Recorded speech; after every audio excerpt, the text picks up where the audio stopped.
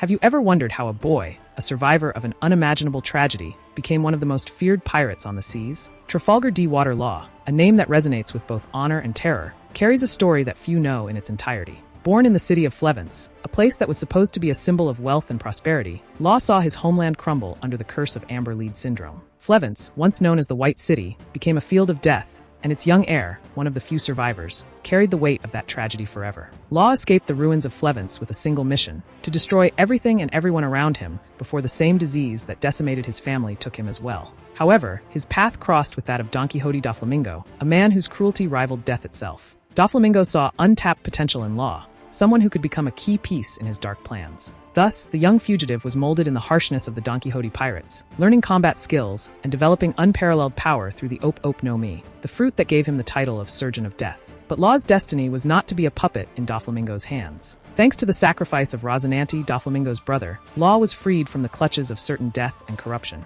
Rosinante believed in the good that still existed within the young pirate, and his act of redemption gave Law a new perspective, no longer to blindly destroy, but to channel his hatred and pain into something greater, something that could change the world. Thus, Law became a man with a mission, a carefully crafted plan to bring down Doflamingo and avenge Rosinante's death. In the years that followed, Law sailed the seas, accumulating an ever-increasing bounty while avoiding unnecessary confrontations, always waiting for the right moment to act. His cunning and abilities made him one of the 7 warlords of the sea, a title he used as a tool to advance his own goals, but never as a symbol of loyalty to the world government. Betrayal and rebellion were part of his nature, shaped by suffering and the need to survive. During the Dressrosa arc, Law finally had his chance to confront Doflamingo. Even wounded, with his arms severed and cornered, he managed to grievously wound his former mentor, proving that the will of the young man from Flevence could not be broken. His alliance with the Straw Hat Pirates, led by Luffy, was not just a strategic convenience, but a union of spirits who share the same determination to overthrow tyrants and shape their own destinies. The battle in Wano was a turning point for Law, where his strength and abilities reached new heights. Alongside Eustace Kid, he managed to injure the Emperors Kaido and Big Mom, showing the world that even the most feared beings are not invincible.